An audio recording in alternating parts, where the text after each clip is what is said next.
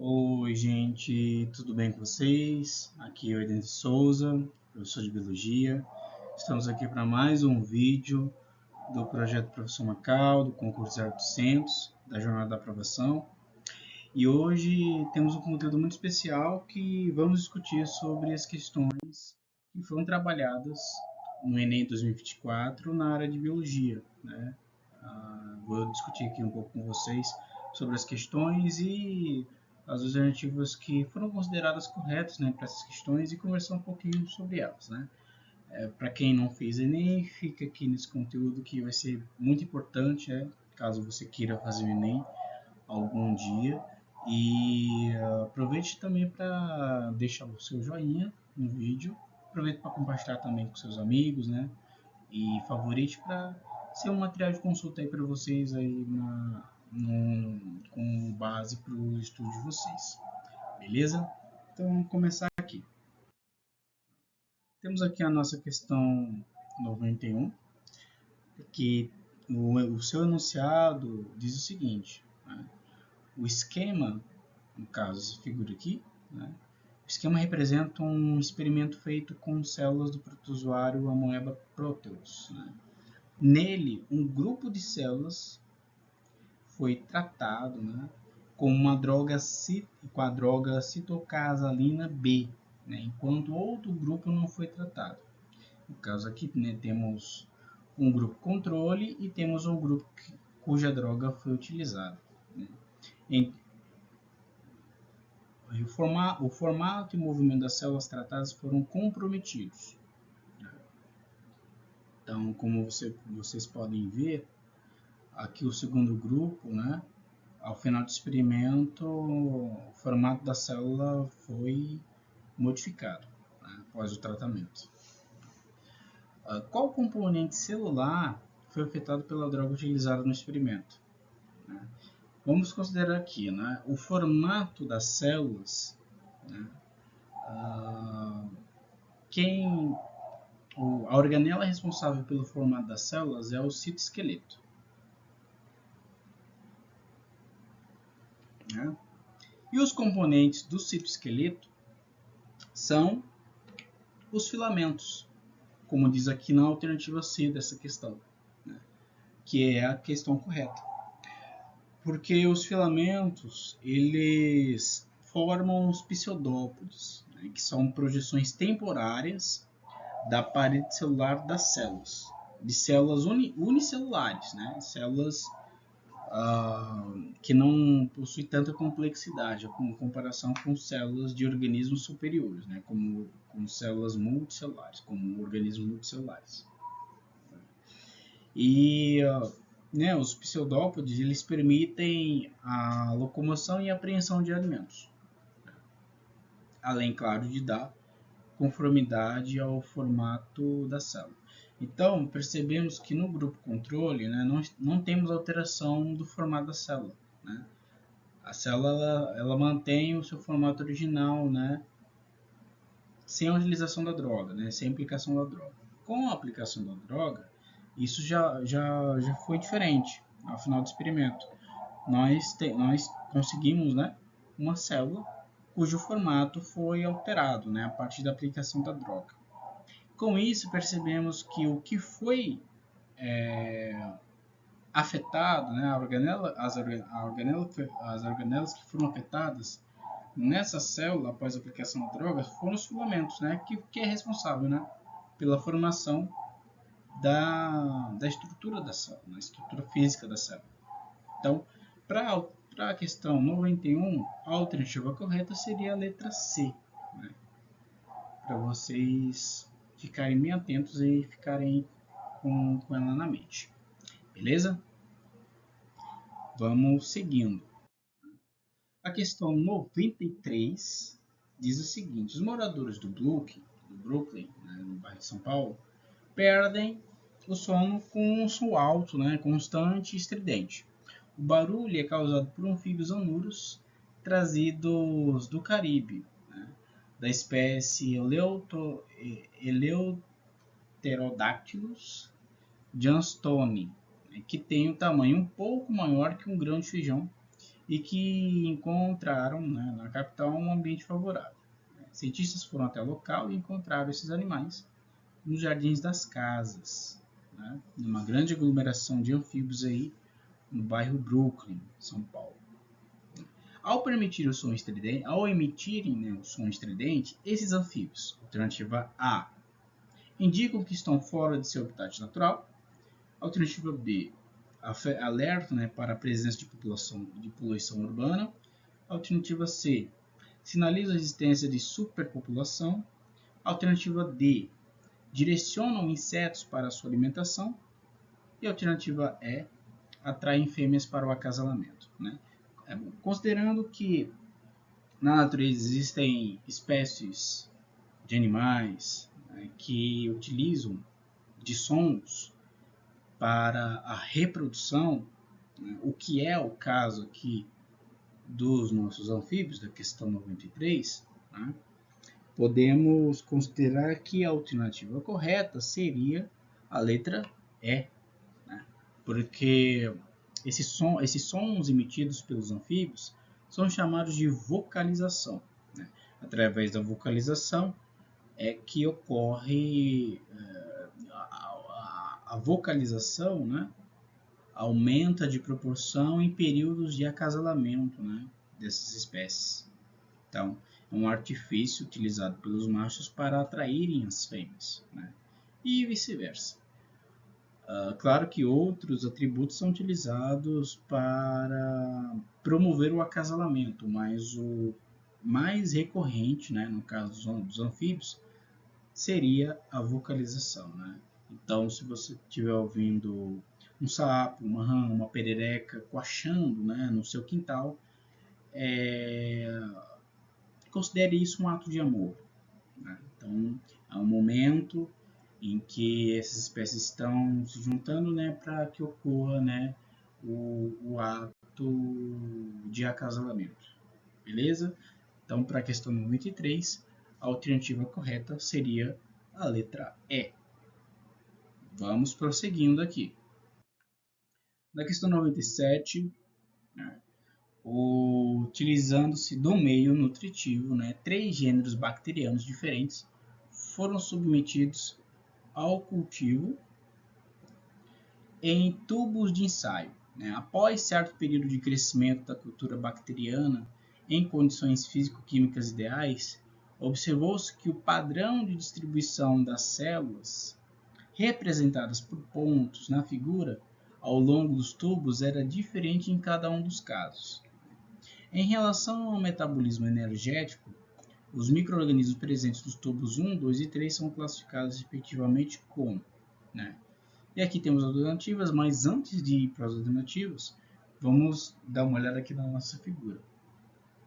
Temos aqui uma figura com 3 tubos de ensaio e aglomerações de células. Veja que as aglomerações são diferentes em cada tubo. No tubo 1, temos uma aglomeração de células mais próxima da superfície da água, do líquido, né? Seja água, ou seja qualquer outra coisa. No tubo 2, temos uma aglomeração de células no fundo do recipiente. Né? Enquanto no tubo 3, nós temos uma aglomeração de células em quase todo o tubo. Tanto aqui na parte da superfície, como ao longo de todo o tubo. Né? Em relação ao metabolismo energético, os micro-organismos presentes nos tubos 1, 2 e 3 são classificados respectivamente como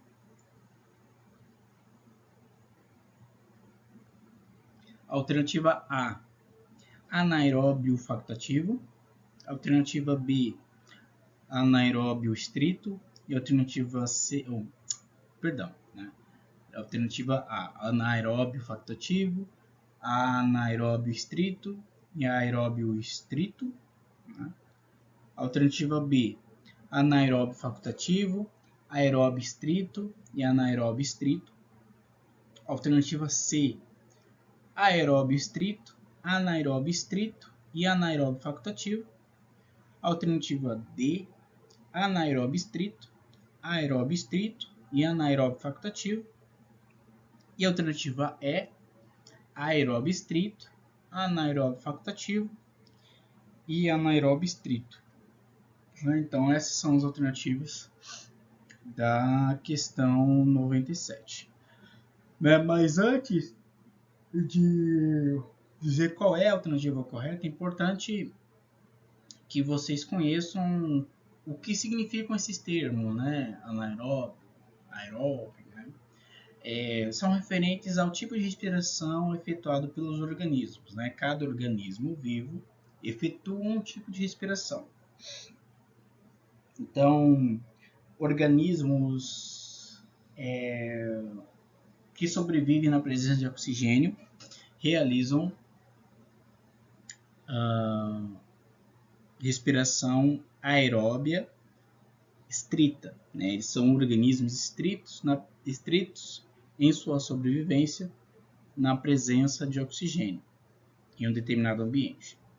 Ao contrário de organismos que realizam a respiração anaeróbica estrita, que sobrevivem apenas na ausência de oxigênio, né? Enquanto organismos que realizam que são adaptados para os dois tipos de respiração, né? Eles são considerados facultativos, né? Anaeróbios facultativos, né? Eles podem sobreviver em um ambiente onde há uma ausência de oxigênio, mas utilizando-se de um metabolismo fermentativo. Ao contrário, se for no caso em um ambiente com oxigênio, eles passam a produzir ATP, né, através da respiração aeróbica, né, caso o oxigênio estiver presente. Então, na sequência aqui dos tubos, a alternativa que se encaixaria, né, como correta seria a questão C, né? Por quê? Na figura, nós temos organismos próximos à superfície da água, né, onde há uma incidência maior de oxigênio. Então, podemos dizer que essa cultura, né, de células, essa cultura bacteriana, temos aqui organismos aeróbios estritos, enquanto no tubo 2 teríamos anaeróbios estritos e no tubo 3 anaeróbios facultativos, né? Então essa seria a sequência dos tubos de ensaio, né? Dos tipos de respiração efetuados por esses organismos, né? Por essas culturas bacterianas. Beleza, gente? Vamos seguindo aqui, né? A questão 99, ela fala o seguinte, né? Indústrias farmacêuticas e instituições científicas têm trabalhado no desenvolvimento de diferentes vacinas contra a Covid-19. Em algumas dessas vacinas, a principal estrutura antigênica é uma proteína de superfície viral chamada espícula, né? Spike em inglês. Essa proteína só existe em coronavírus, né? Incluindo o SARS-CoV-2. Ela se liga a receptores de membrana específicos das células humanas por um mecanismo do tipo chave-fechadura. Dessa forma, os vírus entram nas células, podendo se multiplicar e acarretar a doença. Então, é um trecho, né, que foi extraído da matéria O que são vacinas, né, que está disponível no site Ciência Viva, depois vocês podem consultar, né, com mais detalhes. E continuando, né, nessas vacinas, essa proteína viral induz o quê? Vamos aqui para as alternativas. Alternativa A, produção de anticorpos específicos contra o vírus. B, imunidade passiva contra o desenvolvimento da doença. D, alteração genômica para a formação da memória imunológica. C, quer dizer, né? D, neutralização direta dos vírus presentes na circulação sanguínea, e E, modificação dos receptores de membrana específicos para o vírus. Então, a alternativa correta para essa questão seria a, né, produção de anticorpos específicos contra o vírus, porque a proteína spike é utilizada, né, nesse tipo de vacina justamente para estimular o sistema imunológico da pessoa e obter formas de combater, né, o vírus. Então, isso é comum, né, na produção de vacinas, de utilizar um componente viral para desenvolver uma vacina que combate, né, que possa combater, né, a doença, né, causada pelo determinado vírus. Né. Isso também acontece com vacinas contra veneno de cobra. Né. Componentes são retirados do veneno, né, para que seja transformado, né, num componente para uma possível vacina. Então, a alternativa correta seria a letra A, né, para a questão 99. E vamos seguindo. Né? Vamos aqui para a nossa questão 105.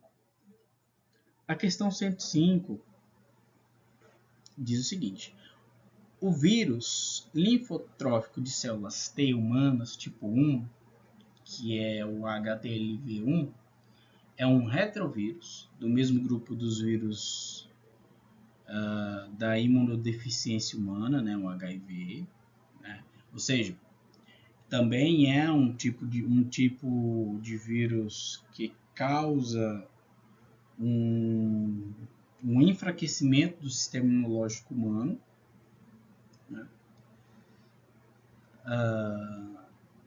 Ambos são transmitidos da mesma forma e infectam as mesmas células de defesa do organismo, os linfócitos T. Né? Então, há uma semelhança quanto ao ataque desses vírus, tanto do HIV como do HTLV1, nas células de defesa do sistema imunológico. Né? Ambos atacam os linfócitos T. A diferença entre eles é que o HTLV1 estimula o aumento da produção desses linfócitos, enquanto o HIV causa a destruição dessas células. Então, veja a diferença. Enquanto o HIV ele diminui a eficácia do sistema imunológico, né, atacando os linfócitos T, né, e proporcionando o enfraquecimento do corpo humano ao contrair doenças de certa forma simples, que poderiam ser combatidas facilmente por esses mecanismos de defesa, mas não são combatidos por conta desse enfraquecimento, ocorre ao contrário no caso da presença do HTLV1, né, onde os linfócitos T, em vez de diminuírem, eles aumentam em quantidade. Só que esse aumento descontrolado pode levar o corpo a desenvolver câncer, que no caso a alternativa correta para essa questão seria a letra B. Né? O desenvolvimento de câncer,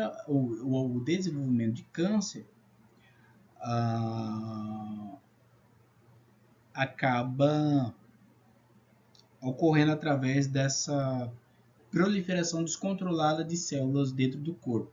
Né? Então, é algo que acaba acontecendo nesse caso, né? Desse tipo de retrovírus.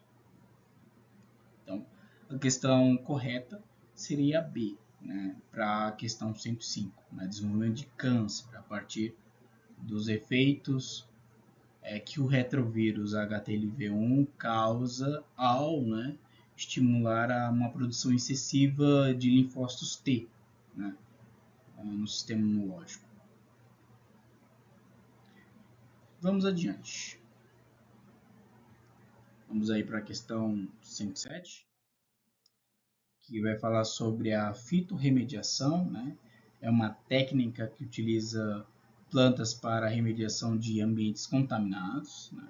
A descontaminação de solos pode ocorrer por descarte, absorção, e metabolização, imobilização, extração ou volatização do poluente, conforme representado na figura, né? Temos aqui os termos, né? As etapas que acabam ocorrendo, né?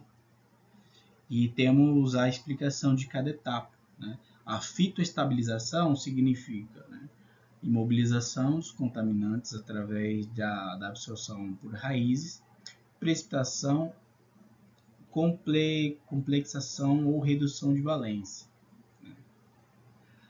A fitovolatização, né, é a retirada de poluentes pelas plantas e transferência para uma forma volátil. A fitodegradação, né, a degradação dos contaminantes orgânicos por ação enzimática. A fitoestimulação, que é a estimulação dos micro-organismos degradadores de contaminantes orgânicos. E a fitoextração, né, remoção de poluentes pelas raízes e sua transferência acúmulo na parte aérea das plantas. Né? Então, aí a explicação de cada termo aqui da fitorremediação. Quanto às alternativas, elas dizem o seguinte, né? O método que retira o mercúrio de uma área contaminada, impedindo sua entrada na cadeia alimentar, é a fitoestabilização, né? Ficando o mercúrio disponível sobre a superfície das raízes das plantas, que é a letra A. Letra B, fitovolatização, permitindo a retirada do mercúrio por plantas e a sua transferência para uma forma volátil. A fitodegradação, com a degradação do mercúrio promovida por enzimas contida nas raízes, formando espécies menos tóxicas. A fitoestimulação, com a remoção do mercúrio pela ação de micro-organismos presentes nas raízes que absorvem e mobilizam o metal. Ou a fitoextração, em que as plantas que acumulam mercúrio são cultivadas nesses locais e a biomassa rica no metal é retirada após o crescimento. Bom, nesse caso, a alternativa correta seria a fitoextração, né? Porque o mercúrio ele é um poluente não biodegradável, né? E as plantas vão promover, nesse caso, a fitoextração, porque elas vão absorver esse metal e vão acumular em seus tecidos, né? Então, essa seria a alternativa correta, a letra E. Questão 113, que diz o seguinte, né? O desenvolvimento da biotecnologia e da clonagem gênica em procariotos fez com que a produção de proteínas se tornasse mais intensa, rápida e econômica, né? E isso é verídico, porque antigamente o que se realizava era a biotecnologia clássica, e a partir do momento que passamos a presenciar a era da produção de vacinas, de um combate mais eficaz de doenças, com a utilização de enxertos para o tratamento de lesões, de fraturas, produção de células-tronco, né? São atividades intrínsecas à biotecnologia avançada, né? Que é o que estamos vivendo atualmente, né? Com o desenvolvimento de outras porções como a nanotecnologia, né? Que já tem tido um progresso bastante considerável, né? No meio científico, tanto de forma teórica como prática.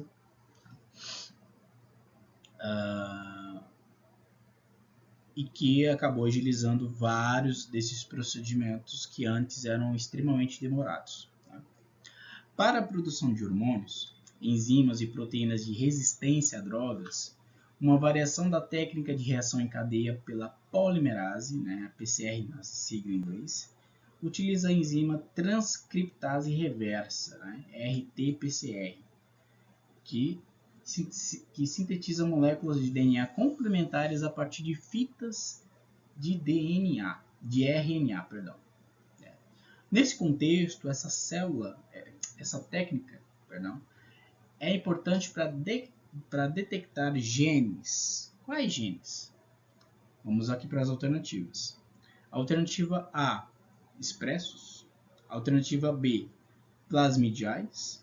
Alternativa C, bacterianos. Alternativa D, dominantes. Ou alternativa E, autossômicos. Né? Quais genes são detectados a partir dessa técnica? A alternativa correta para essa questão seria os genes expressos. Por que, professor Denilson? Porque a transcriptase reversa, né, é uma enzima que produz DNA a partir de RNA.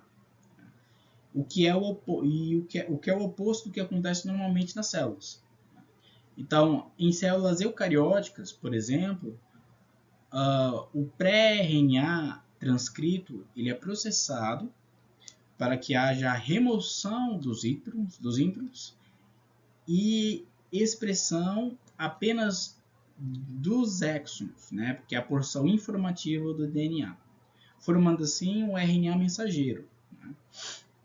Logo, sabemos que a informação, né, do RNA mensageiro reflete a proteína que será expressa. Se utilizarmos como base para a obtenção de um DNA, ele obrigatoriamente ele será produzido contendo apenas as suas regiões de exons, ou seja, de genes expressos. Então essa seria a explicação para considerar, né, a detecção de genes expressos aqui para a questão 103. Beleza, galerinha? Então, essa aqui é a resposta para a questão. E vamos adiante. Temos questões ótimas aqui para a gente conversar. Temos agora uma questão de evolução. Olha só que legal. E vamos lá, né? Questão 116. O enunciado diz o seguinte: apesar de os animais representados no cladograma, isso aqui é um cladograma, né? É uma representação esquemática de como o parentesco das espécies vai se comportando ao longo do tempo e ao longo do espaço, e esquematizado de uma forma que a gente possa compreender e mensurar. Né? Apesar de os animais representados no cladograma compartilharem o mesmo ancestral, eles se caracterizam por distintos padrões de reprodução ou de nutrição dos embriões e descendentes. Né? Então temos aqui, né, o grupo mamália, onde vai englobar todos os organismos que possuem estruturas mamárias, né, utilizadas para a amamentação dos filhotes, incluindo seres humanos, né, chimpanzés, gorilas, golfinhos, né, que são mamíferos, né, é o grupo que vai englobar todos os organismos que são mamíferos, divididos aí em 3 grupos. Os placentários, que são organismos que desenvolvem uma placenta, né, em torno do filhote, né, como uma camada protetora, e também serve como uma camada nutritiva para o desenvolvimento e crescimento desse indivíduo. Os marsupiais, onde uma placenta não é desenvolvida, mas uma bolsa é desenvolvida externamente ao indivíduo, onde o filhote é desenvolvido. E os monotremados, né? que vai englobar os ornitorrincos, né? Lá da Oceania. Outra coisa, né? Os marsupiais, os marsupiais e os placentários, eles fazem parte, respectivamente, dos grupos Metatheria e Eutheria. E eles vêm de ancestrais térios aqui, né? Vamos lá. Ao longo do processo evolutivo, percebem-se entre esses animais perdas e ganhos nos padrões citados que envolvem né? Alternativa A, aumento no número de descendentes por ninhada. Alternativa B, mudança no tipo de fecundação de externa para interna. Alternativa C, redução da versatilidade de reprodução, que se torna unicamente sexuada. Alternativa D, desenvolvimento embrionário, que passa do meio aquático para o terrestre. Alternativa E, diminuição da perda vitelínica, né, associada ao desenvolvimento da lactação.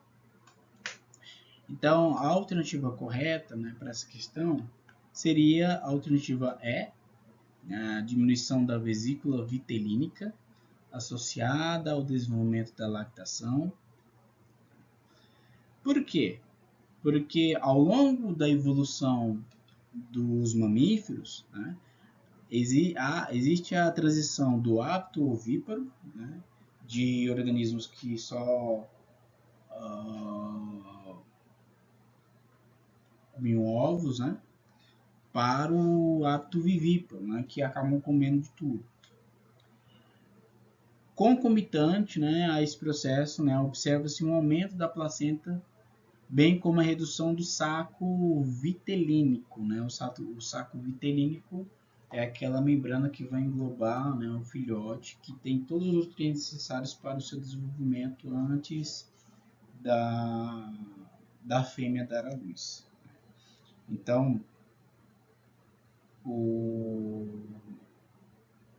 a gente sai de um estado onde os organismos botavam ovos, né, e o saco vitelínico ficava restrito, né, àquela camada, né, protetora do ovo, o filhote dentro do ovo, onde passamos a ter, né, caminhando sobre a Terra, organismos que, em vez de botarem ovos, passavam a desenvolver o filhote dentro da barriga ou externamente a ela, né, a partir de uma bolsa, no caso aqui dos marsupiais, né? No caso dos placentários, majoritariamente, nós temos inúmeros casos, né, dos organismos desenvolvendo uma barriga carregando o filhote, né, incluindo, né, a própria espécie humana, né, como bem conhecemos. Então, né, a diminuição da vesícula vitelínica associada ao desenvolvimento da lactação, ou seja, da produção de leite. E essa questão seria a correta nesse caso. Então vamos prosseguindo aqui. Temos aqui a questão 122.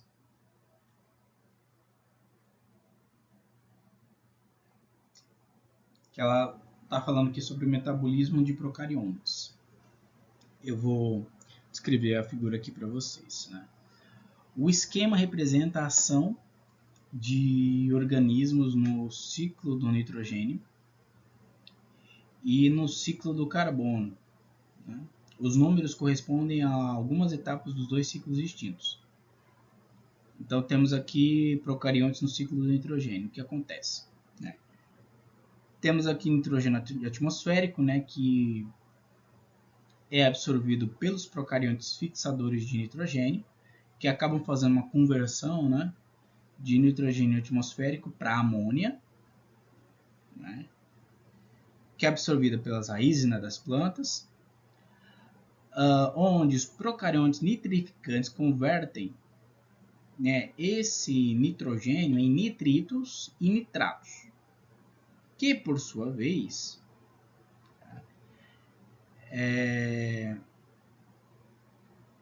acabam, né,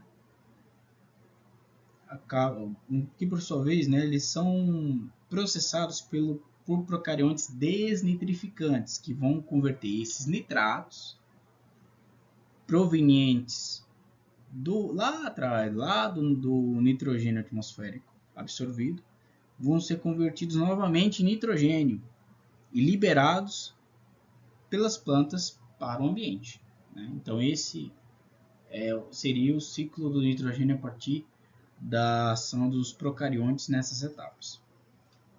No caso do ciclo do carbono, né, temos aí a absorção do carbono atmosférico, né, as plantas fixam carbono atmosférico nas estruturas foliares, né, nas folhas, onde os procariontes fotossintetizantes vão fixar esse carbono, né, a planta vai absorver esse carbono, onde os procariontes decompositores vão converter o carbono que foi fixado em carbono atmosférico novamente, que vai ser jorrado para o ambiente novamente, né?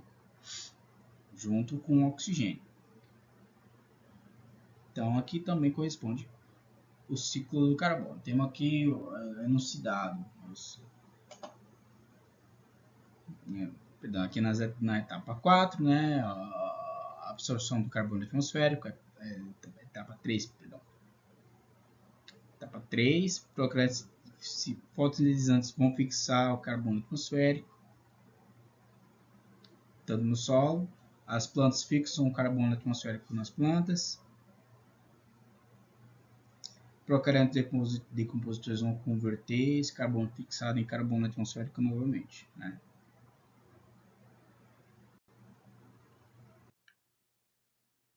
E aí a pergunta: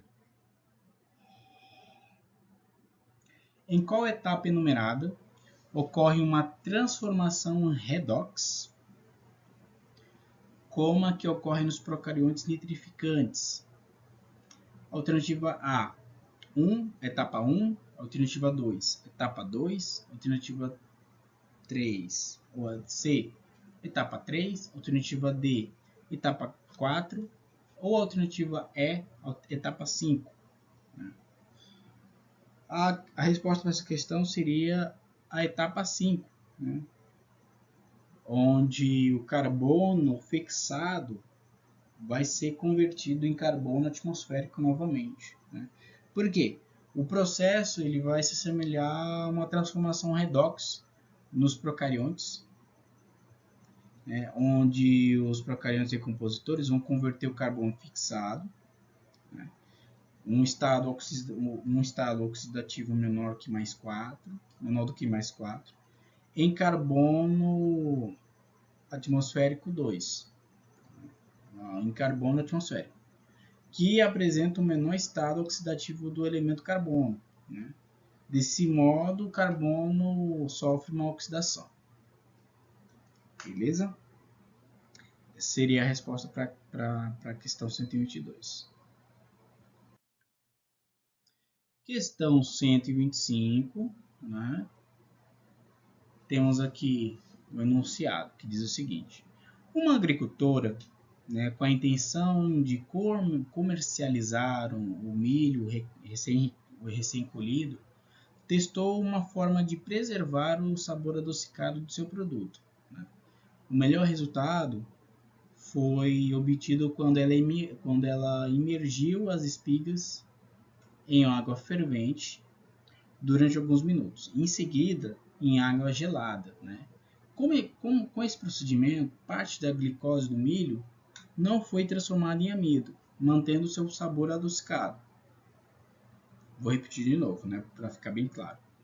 Uma agricultora, com a intenção de comercializar o milho recém-colhido, testou uma forma de preservar o sabor adocicado do seu produto, né? O melhor resultado foi obtido quando ela imergiu as espigas em água fervente durante alguns minutos e em seguida em água gelada, né? Com esse procedimento, parte da glicose do milho não foi transformada em amido, mantendo seu sabor adocicado. Utilizando desse procedimento, né, o sabor foi conservado porque houve, alternativa A, desnaturação enzimática pela falta de temperatura. Alternativa B, conversão de nutrientes pela redução de temperatura. Alternativa C, degradação das reservas nutritivas pelo choque térmico. Alternativa D, impedimento da entrada de oxigênio pela fervura da água. Ou alternativa E, desidratação dos grãos por causa da alteração da temperatura. Nesse caso, a alternativa correta seria a letra A, onde vai ocorrer a desnaturação enzimática pela alta temperatura. Nesse caso, as enzimas são proteínas catalíticas que, quando submetidas a temperaturas acima do ideal, elas vão sofrer o processo de desnaturação. Isso também ocorre com a membrana plasmática. A membrana plasmática, se ela sofrer alta temperatura, a bicamada fosfolipídica vai sofrer um processo de desnaturação também. O qual consiste em alteração da estrutura da molécula, comprometendo a sua função. Ou seja, assim como nas enzimas, que não vão conseguir fazer o seu trabalho, a membrana plasmática em alta temperatura também não vai conseguir fazer o seu trabalho, de seleção de nutrientes, esse tipo de coisa. Diante disso, entende-se que no procedimento executado pelo agricultor, aqui no enunciado da questão, ao imergir a espiga em água fervente, ocorreu a desnaturação da enzima responsável pela conversão da glicose em amido, auxiliando na preservação do sabor adocicado do milho. Ou seja, isso é proposital. Você vai ter milhos mais doces quando você cozinhar em água fervente. Então, seguindo esse raciocínio, a alternativa A seria a que coincide, seria a mais correta a ser notificada.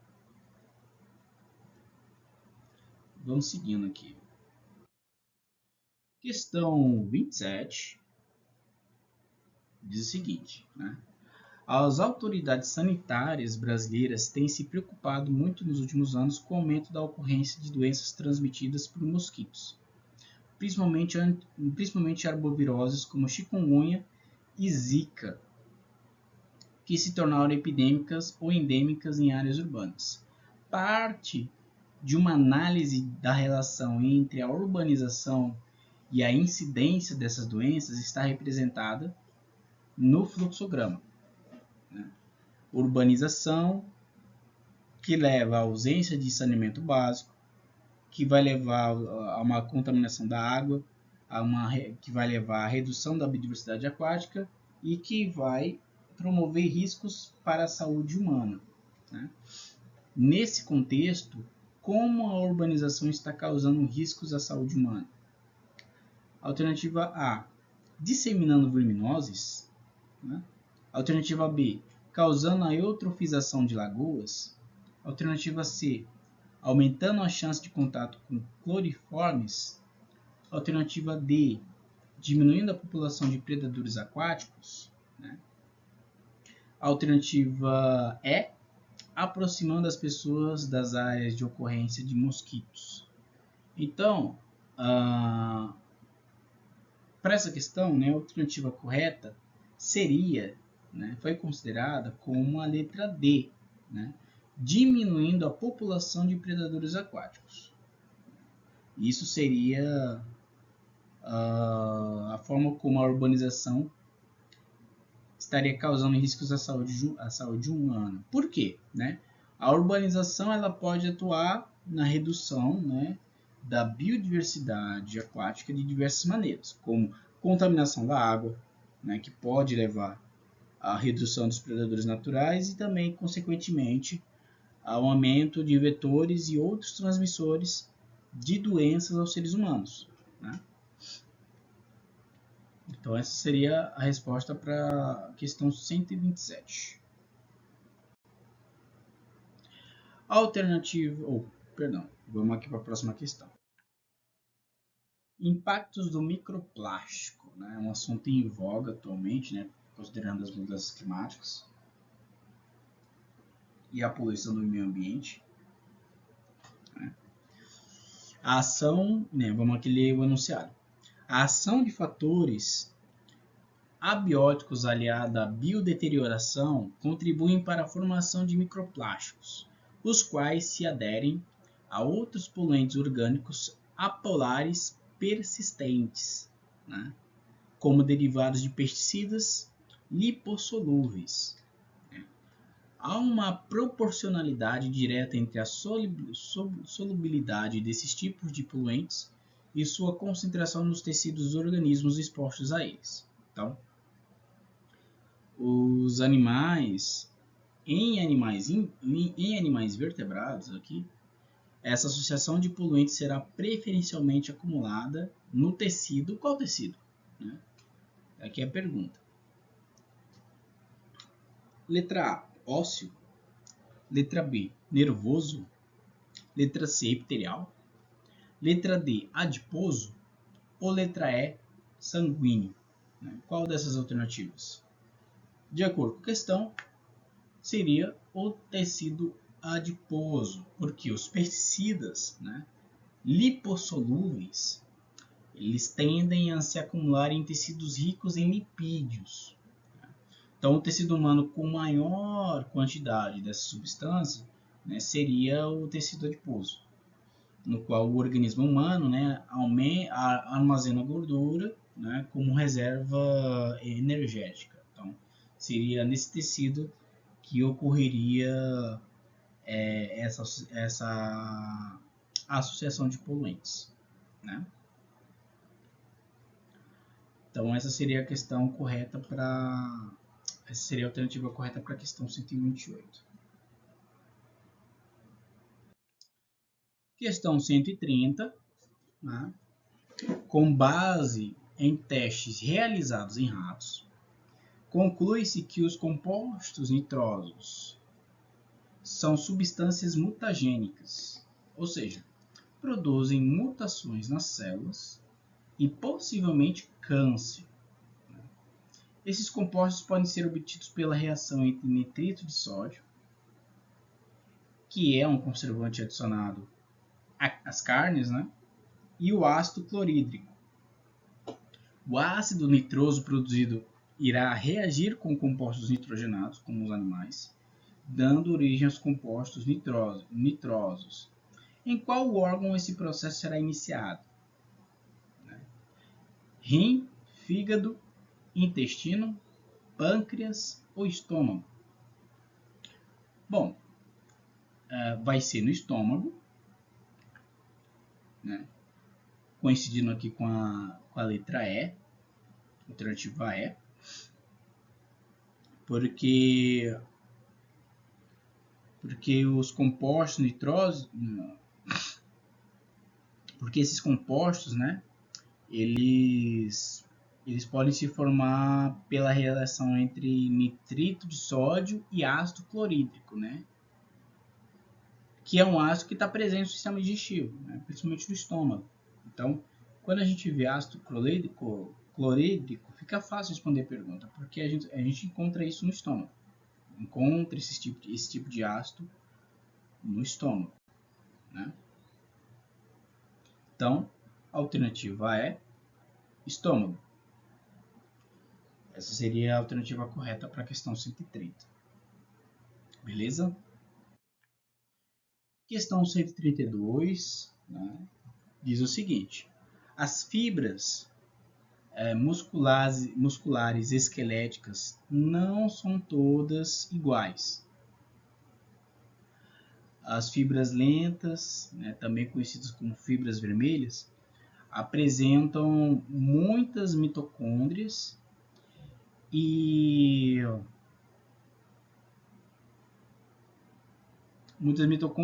são também supridas por vasos sanguíneos. Né? Já as fibras rápidas ou fibras brancas, né, apresentam poucas mitocôndrias e recebem menor suprimento sanguíneo.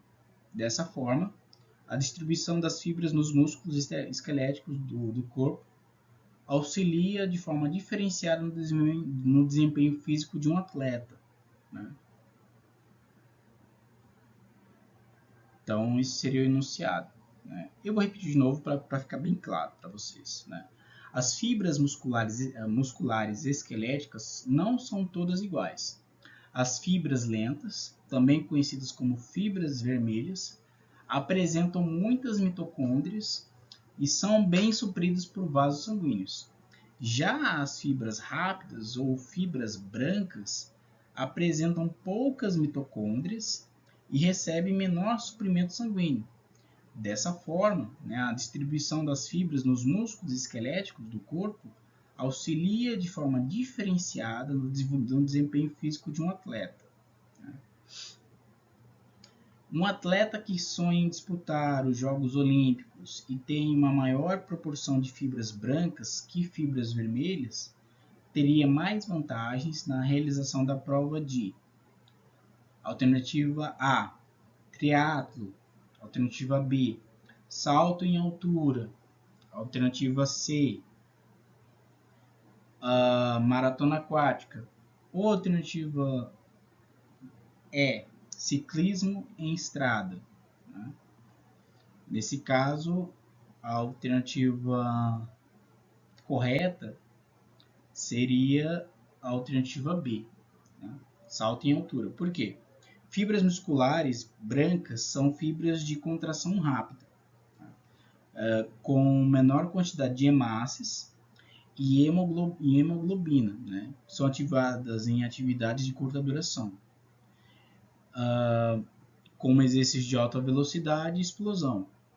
Dentre as opções, né, no caso, o salto em altura seria o mais coerente, né, porque as demais atividades teriam longa duração e demandam maior suprimento energético, né? Logo, né, recrutam fibras vermelhas e de contração lenta e grande quantidade de hemácias e hemoglobina.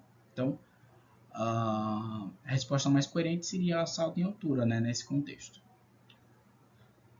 E a questão e a alternativa correta para a questão 132. Belezinha? Vamos seguindo. Questão 133, aqui já temos uma questão de ecologia, vai dizer o seguinte: o Cerrado e a Amazônia abrigam um grande número de serpentes popularmente conhecidas como cobras corais, né? Na Amazônia predominam as corais verdadeiras, que são peçonhentas, enquanto no Cerrado prevalecem as falsas corais, que não possuem peçonha. Essas espécies apresentam um padrão de coloração muito semelhante. Essa similaridade traz uma vantagem tanto para as corais falsas como para as verdadeiras, né? Então, eu vou repetir de novo para ficar claro, né? O Cerrado e a Amazônia, que são dois biomas, abrigam um grande número de serpentes popularmente conhecidas como cobras corais. Quem não já viu uma cobra coral, né? Hoje em dia. É muito fácil destacar, mas existem as corais que são verdadeiras e aquelas que são falsas. Na Amazônia predominam as corais verdadeiras, que são peçonhentas, enquanto no Cerrado prevalecem as falsas corais, que não possuem peçonha. Essas espécies apresentam um padrão de coloração muito semelhante. Essa similaridade, ou seja, essa semelhança, traz uma vantagem tanto para as corais falsas como para as verdadeiras, certo? Então, vamos aqui para as alternativas. Qual é a vantagem dessa similaridade para as falsas corais? Que vantagem, né, as falsas corais têm por se parecerem quase idênticas, né, às corais verdadeiras? Para a questão, né, a alternativa correta seria a alternativa D, né? Reduz a possibilidade de sofrerem predação. Eu vou citar um outro exemplo aqui para facilitar o contexto para vocês. Existem espécies de rãs, de sapos, que são espécies extremamente coloridas, né? Apresentam uma coloração muito viva, né? São muito bonitos, né? Tem uma beleza exuberante muito grande, né? Só que na natureza, quando algum atributo como cor é muito destacado na espécie, é bom ter cuidado, porque significa que aquela espécie pode ser perigosa, né? Pode conter algum tipo de veneno. Então, existem espécies de rãs e de pererecas que na superfície, né, da pele, né, com uma coloração viva, né, seja azul, vermelho, apresenta uma espécie de toxina venenosa, que também é muito utilizada por algumas tribos indígenas, né? Passam a ponta da flecha na superfície dessas rãs ou pererecas para caçar, né? E para se defender também. É o que acontece também aqui com as falsas corais. No caso, mesmo não tendo peçonha, né? Mesmo não tendo o dente no coador de veneno, essas cobras elas se parecem, né, morfologicamente com as corais verdadeiras. E por terem essa coloração quase idêntica, né, ou semelhante, elas não são predadas facilmente, né? Os predadores eles adquirem, né, um cuidado maior na hora de tentar atacar essas espécies de cobras, por conta dessa semelhança, né, por conta do perigo de serem envenenados. Então tem todo essa questão, porque é uma questão de adaptação, é uma questão de sobrevivência e ajuda a perpetuar a espécie por muito tempo, né, sem que a população sofra déficit de desaparecimento de indivíduos através da predação, que ocorre constantemente, até mesmo no momento que a gente está conversando aqui.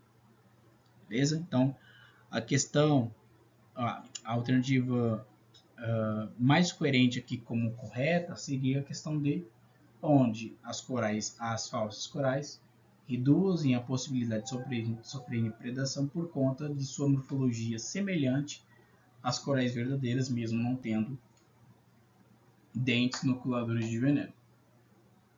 Belezinha? Né? Bom, e por último, temos aqui a questão 34, onde o enunciado diz o seguinte, né? O exoesqueleto dos crustáceos é formado por quitina e impregnações de sais calcários, e por isso é mais duro quando comparado com o exoesqueleto de outros artrópodes. Esse revestimento externo confere proteção, mas, por ser duro, limita o crescimento desses animais. Para superar essa limitação, o exoesqueleto deve ser, letra A, formado somente na fase adulta do animal, né? Alternativa B, fragmentado para expansão nas áreas de articulação. Alternativa C, modelado continuamente para ajuste ao tamanho do corpo. Alternativa D, substituído por meio de mudas que ocorrem periodicamente. Ou alternativa E, impregnado por pequena quantidade de sais para sua distensão, né? Bom, a alternativa mais coerente, né, como correta para a questão 74 seria a alternativa D, onde esses crustáceos vão substituir a carapaça através de mudas que ocorrem periodicamente, ou seja, para facilitar o crescimento. Então eles fazem, é como se fossem as cobras, né? As cobras elas vão crescendo e aquela pele ela não serve mais para o estado atual da cobra, né? Porque ela está em crescimento. Mesma coisa aqui, através da muda, né? Essas espécies adquirem um exoesqueleto mais largo, maior, que vai comportar o seu processo de crescimento ao longo de sua vida, certo? Então, essa seria a questão correta para... Essa seria a alternativa correta para a questão 134. Belezinha, gente? Então, chegamos aqui ao final da nossa conversa. Eu espero que vocês tenham gostado, né? Não deixem de comentar, não deixem de colocar nos comentários o que vocês acharam dessa discussão, né? Dessa conversação sobre a resolução das questões. E a gente se vê no próximo vídeo. Não percam, né? Tem mais vídeos chegando aí de biologia, nosso projeto. E fiquem atentos aí às notificações. Belezinha? Tchau, tchau, gente. Até a próxima. E a gente se vê por aí.